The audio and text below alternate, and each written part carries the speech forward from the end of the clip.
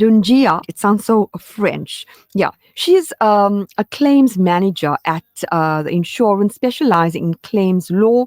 She lived in San Diego for 24 years, volunteered at reading literacy programs for students. But she's also an advocate, especially when it comes to, human rights and, taking special care with learners. She's also been involved in literacy programs in America. So I'd like to welcome, Assalamu alaikum, welcome to School Matters. Assalamu alaikum. Thank you for having us. And in America, the grades end in June, and then school starts back in August. Wow. So our end of year is middle of the year in South Africa. So you could probably travel half of the world and still be on holiday. Yes. We are a bit jealous, Raisa, because we got so structured, rigid holidays, but we make shukar. We appreciate the blessings in getting up late, the routine, enjoying the simple things in life. Your coffee is still hot when you're drinking it, not gone cold. What your child is saying, are you paying attention to what your spouse or significant other is saying? So as a claims manager, I've been doing my job for 25 years. I run teams that deal with hundreds and thousands of dollars, and all we do is negotiations. And when you negotiate, there's a lot of social cues you take from that.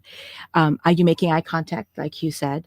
Are you, your body posture, right? Is your arms crossed? Are you looking away? What exactly are you being present in that moment? But like Raisa was saying, active listening, being present, coming down to the child's level, talking to them doesn't only apply to children. It applies to, your significant other, your partners in the relationship at home, because your child is emulating your actions. Exactly. And then we want to know why our children make perfect round rotis, just like their mothers. Just like their mothers. Now you know it. Then you get it. They're imitating. Exactly. And so she was like, thank goodness you have a boy, because I have 2 daughters and I cannot tell you how frustrating it is to have those 2 girls. And they're 19 and 23. Doesn't end. And generally you'll have parents will say like, like this stereotyping where girls are angels. No. So it's the tide is turning. We know that. We know what we went with our parents through. I met your little one. Yes, you met my little one. Yes. And I was like so chuffed. I was telling Raisa, I just walked in, so cool, ended up just playing with the other kids with Legos and just made himself at home. Yes. And we have Raisa's big little ones. So that's what it is. But then it made me think, was I such a bad disciplinarian? Right. You think about that. It's funny though, because it took us 2 days to get here, right? Because we're traveling really long. And when I walk in with my son in an airplane, everybody just automatically thinks this is going to be a terrible flight, right? Because they're worried, right? They're worried, that there's a kid on the plane and it's going to be a terrible flight. And I think what parents need to understand, because we all go through this, right? It's what parents need to understand is they don't have the language capacity to explain what they're going through, right? And we've all been there at one stage, right? And as adults, we get frustrated. We get angry.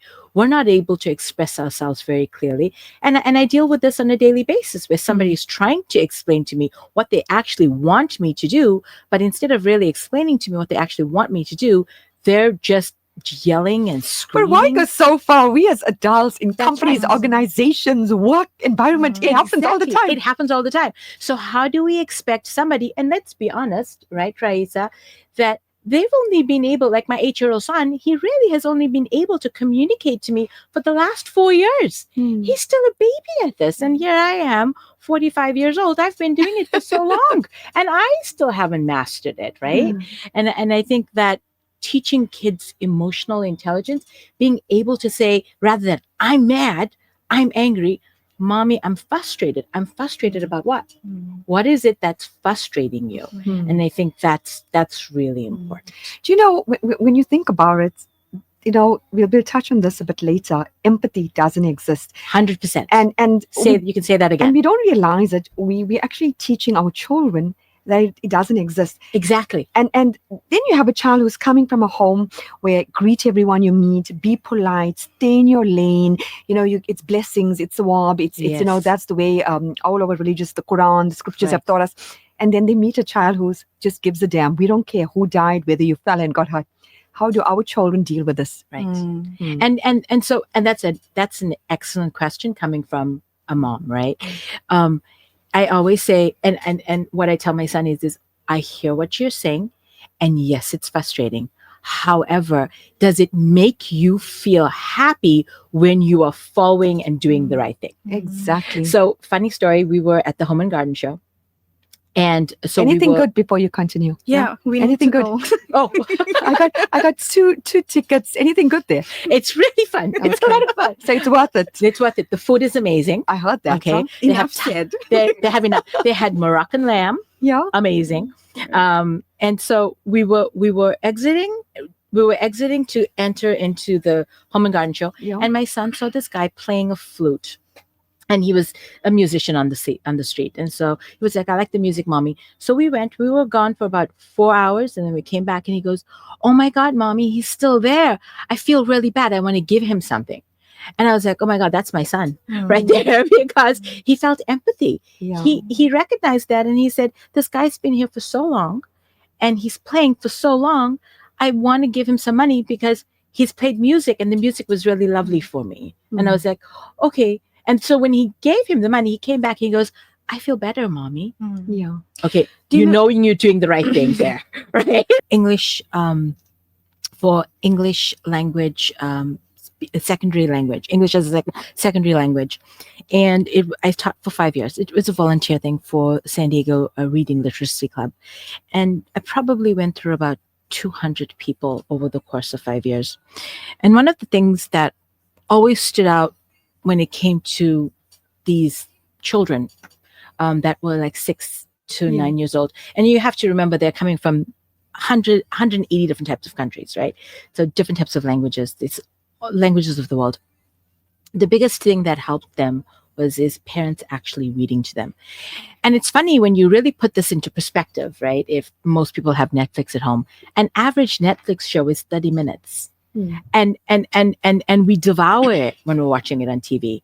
But if you spend that same 30 minutes reading to your child, that 30 minutes every day means that your child has a 90% success rate in passing their exams.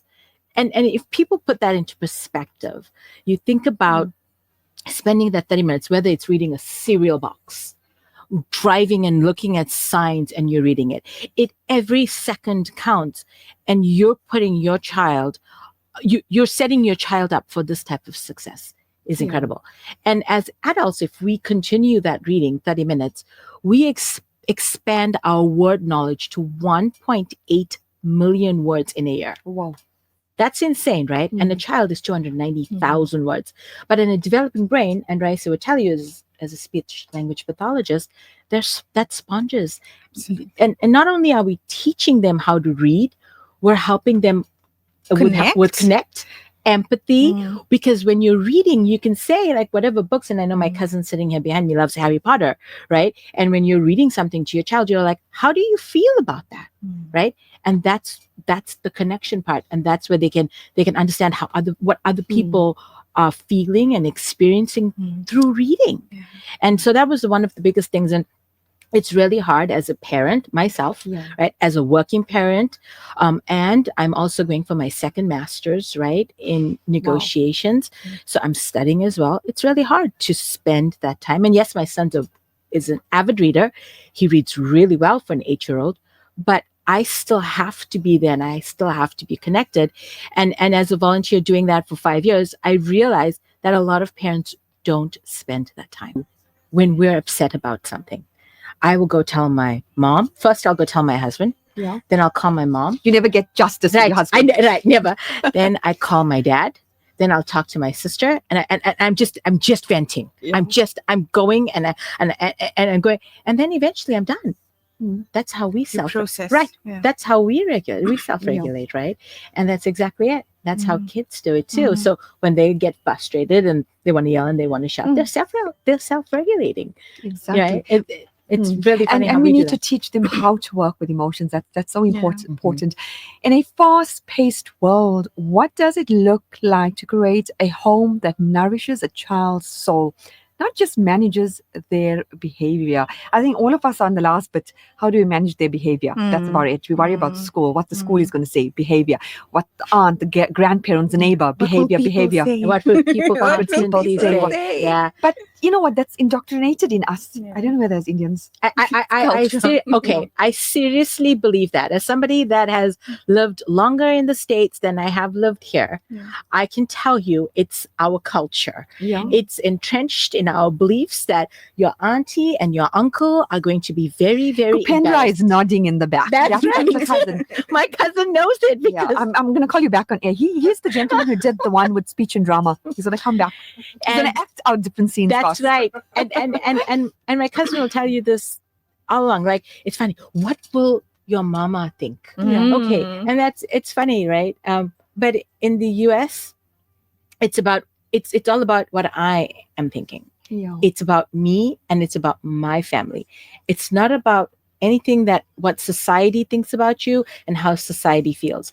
And to go back to that, we live a very fast-paced life, right? As parents, Sumaya, Yeah. you, Raisa, my cousin, we are constantly on the move. And I feel like the more digitalized we get, the busier we become. Do you know, I was chatting to somebody, I think for our listeners who know them, maybe Raisa might know, one of the guys, the managers, he's probably listening. I don't even know. Hafiz Yunus Farooq today. And you know, with all that he does, everyone knows what he did and what he does. You know, he said stuff that made me think, you want to go in your solitude. Sometimes you feel like just, you know, he mentioned something that he'd rather just sit and share bunny chow with someone who's even a beggar or someone who has less and it's contentment. You feel so happy. Because when you're sitting with someone who is only with you because of your status, position, who you are, where you're going, and what you're going to be, you don't even know their true intentions.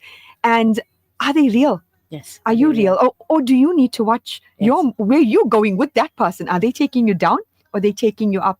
So, you know, as you get older, and I don't know why we only realize this after a certain time in our lives, we're looking for loyalty. If you find loyalty today, that's like, wow, that's like gold. And when we retiring or when we on our way out or when we've been to so many obstacles and challenges in life, the simple things like, you know, should I go on this luxury cruise or holiday around the world, or should I just book myself somewhere in Marisburg on this lovely farm, wake up with the cows mooing and the rooster, you know, chirping and crowing and all of this, and just be relaxed. We start going back to the most simpler things in life. Yeah. Right? If you notice, simplicity is in, right? Excess is out. But the word for simplicity now, to make it more lovely, we say rustic. Oh, there we go. There we go. So everything has a terminology. Everything changes, right? Yeah. So to go back to your question when you said, you know, how do you make a comforting home? So the things that we practice, right? No social media. Can we survive? Yeah, honestly, can we survive? I think we can. So what we do in my house, and I can only speak for myself, is that, you know, Google, Apple, I'm not advertising for any, but you know, any type of smartphone these days, you can switch off the Wi-Fi in the home. It was like about 7 years ago. There was an electrical failure, all of San Diego. For the first time, and I kid you not, for the first time, I met my neighbors down the street. See, they walked out the house. So even COVID had blessing in disguise. That's right. COVID. Rather than what somebody else was saying, and I figured out my child had an ear infection, or I figured out my child had a stomach bug. Love it. Right? Yeah. It's just we as parents have to trust our intuition, trust the fact that we know our kids best. Absolutely. Right? And then we take it from there. And it never hurts to see a speech language therapist. It never hurts to see a psychologist. Because at the end of the day, what we are teaching our kids is to live without us, not with us. They have to be functioning members of society. And if they're not functioning members of society, they're going to have a very, very difficult life. Exactly. Sometimes as parents, we want to do everything. No, no, no, I'm making this for you. No, no, no, I'll pack this for you. No, no, no, I'll sort this out. We don't realize we actually coddle them, that we're actually killing them You're with setting love. them up for failure. I always mention this on my shows when needs be. About like, what was it, 6 years ago or 7 years ago, a lot of South African students were going to China to do medicine, nursing. Mhm. And that was like a shock or like a slap on their face, because like here in South Africa, they have the helpers, they got the drivers, they got someone who picks up after them, and they had to do everything for themselves. That where some of these children actually broke down because they never knew what it was to even go Right. and buy food. And now you're looking for like food which is halal or Yeah. something what you eat, Right. to wash your own clothes, how you even Yeah. use a Laundry washing powder. detergent. Yes. Exactly. Yes. And we had parents and learners students who came on, and one of the moms said they never think about all of this. And so that's Yes. so important. Yes. Excuse, I'm a teacher, why that book wasn't in the bag or Yeah. something, Right. because they are so used to mom or dad or someone else doing things for them. So Right. we need to instill that. Yeah, and you go to Japan, and you'll be surprised. The kids Yeah. are taking the subway by themselves. They're 6 and 7-year-olds. They're Yeah. taking the subway by themselves. Rounding up, what advice you have for your fellow South Africans? Read, Read. read. 20 minutes a day, read to your kids. That is one way that you can ensure your kids are successful in life. Oh, Read to them. Thank you so much. Spontaneously just capturing Yes. you onto radio. Old-fashioned media was when you met someone in the grocery store, at work, on the road. Hey, you know what? I do a radio show. You don't want to come back and talk about this topic. And you were like so up to it. Thank you so much. And all Thank the you, best Samaya. Thank in you so your much. endeavors. And hopefully having, your cousin, and you mentioned every 2 years you're in back Yes, in SA. Samaya, back every 2 You're going to years. be in studio, but we're also going to link up with you. Thank you